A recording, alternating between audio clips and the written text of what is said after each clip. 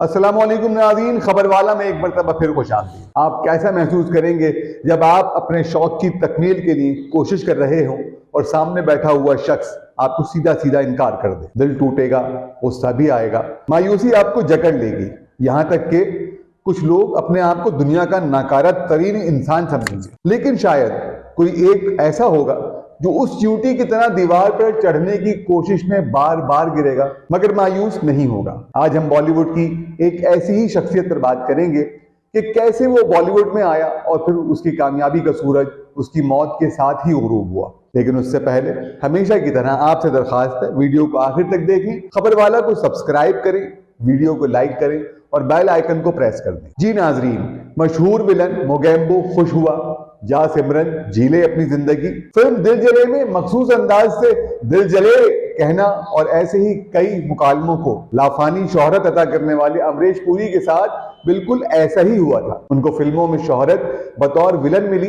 लेकिन हकीकत में वो जिंदगी की जंग एक हीरो की तरह लड़े और तमाम तर रुकावटों को अबूर करते हुए कामयाबी हासिल। ये उनकी हिम्मत, लगन और कामयाबी की मिसाल थी। जब 22 जून सन 2019 को उनके जन्मदिन पर गूगल डोडल पर उन्हें खराज तहसीन पेश करते हुए गूगल ने इबारत लिखी थी, अगर आप पहले कामयाब नहीं हुए तो कोशिश करें, दोबारा कोशिश करें, आपका अंजाम हिंदुस्तानी फिल्मी अदाकार अमरीश पुरी की तरह हो सकता है। 1953 में पहला स्क्रीन टेस्ट देने के बाद फिल्मसाज देवेंद्र गोयल ने उनके चेहरे और आवाज की वजह से उन्हें मुस्तरद कर दिया था। गोयल के ख्याल में नौजवान की आवाज करख्त और चेहरा तासुरात से खाली है। उन्होंने दो टोक अंदाज में अमरीश पुरी को मशवरा दिया, कोई और काम ढूंढ लो, फिल्मों में वक्त जाया मत करो। इसके बाद भी अमरीश पुरी ने हिम्मत नहीं हारी। वो मुंबई के मुख्तलिफ स्टूडियोज में कोशिश करते रहे, जिसमें नाकामी के बाद अमरीश पुरी ने एम्प्लॉयज स्टेट इंश्योरेंस कॉर्पोरेशन में मुलाजमत कर ली। इसके साथ उन्होंने ऑल इंडिया रेडियो भी ज्वाइन कर लिया।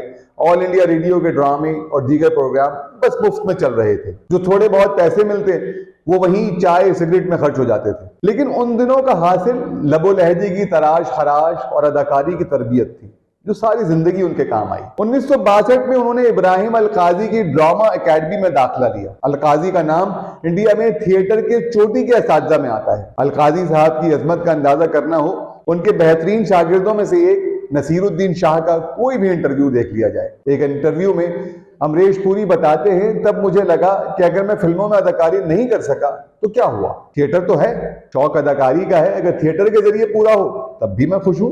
अलकाजी ने आर्थर मिलर के मशहूर ड्रामे a view from the bridge में मरकजी किरदार दिया। 1956 की फिल्म भाई भाई में एक इंतहाई मुख्तसर किरदार अदा करने वाले अमरीश पुरी को 14 बरस के बाद 1970 में दोबारा किसी फिल्म में काम करने का मौका मिला। यह फिल्म थी देव आनंद की प्रेम पुजारी। थिएटर में नाम बनाने के बाद ये उनकी दूसरी इनिंग्स थी। इसका आगाज सिंगल डबल से हुआ। उन्हें अपनी भरपूर कारकर्दगी दिखाने के लिए अभी मजीद कई बरस मुश्किलों का सामना करना था। 70 की दहाई में उन्होंने 30 से ज्यादा फिल्मों में काम किया। अगरचे ये सब मामूली किरदार थे, लेकिन अपनी बड़ी बड़ी आंखों और मुनफरिद आवाज के जरिए उन्होंने अपनी जगह बना ली। वो बिलुमूम विलन के दोस्तों में शामिल होते या गांव के किसी जमींदार के रूप में। अपनी पहली फिल्म की 3 दहाइयों बाद अमरीश पुरी को वो किरदार मिला जिसने इंडियन सिनेमा की तारीख के एक खौफनाक और कामयाब तरीन विलन के रूप में अमरीश पुरी को अमर कर दिया। ये 1987 में रिलीज होने वाली शेखर कपूर की फिल्म मिस्टर इंडिया थी। शोले के गब्बर सिंह के बाद जिस इंडियन विलन का नाम सबसे पहले जहन में आता है वो मोगेम्बो के सिवा और कोई नहीं।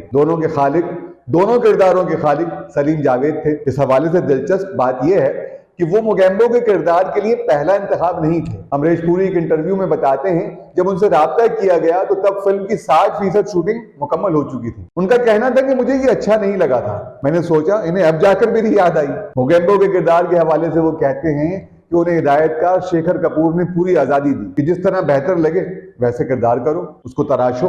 ये किरदार एक हमला आवर का था जो हिटलर की तरह बेरहम होता है। हमने सोचा उसकी शनाख्त मुबहम रखी जाए, इसलिए मोगेम्बो का नाम चुना गया, जिससे कोई कौम या कबीला वाज़ेह नहीं होता। राज कपूर स्टूडियो में बड़ा सेट लगा दिया गया था। उन्होंने 15-20 दिन सूरज नहीं देखा क्योंकि मोगेम्बो अपनी पनाहगाह के अंदर ही रहता और वहीं मरता है। अनुपम खेर अपने एक इंटरव्यू में बताते हैं कि मिस्टर इंडिया में अमरीश पुरी से पहले मोगेम्बो का किरदार उनको ऑफर किया गया था, लेकिन 2-3 माह बाद फिल्म साजों ने मुझे निकाल दिया। फिल्म में शामिल करने के बाद किसी अदाकार को निकाल दिया जाए तो बिलउमूम बुरा महसूस होता है। लेकिन जब मैंने मिस्टर इंडिया में अमरीश पुरी को बतौर मोगैम्बो देखा तो मुझे लगा कि फिल्म बनाने वालों का फैसला बिल्कुल दुरुस्त था, क्योंकि अमरीश पुरी ने उस किरदार के साथ पूरा इंसाफ किया था। अपने कैरियर में 450 से ज्यादा फिल्में करने वाले अमरीश पुरी ने हिंदी, पंजाबी, मलयालम, तमिल, तेलुगु और कन्नड़ के अलावा हॉलीवुड में भी काम किया। उन्हें उस वक्त आलमी शोहरत मिली जब 1984 में उन्होंने हॉलीवुड के मशहूर हिदायतकार स्टीवन स्पीलबर्ग की फिल्म इंडियाना जोन्स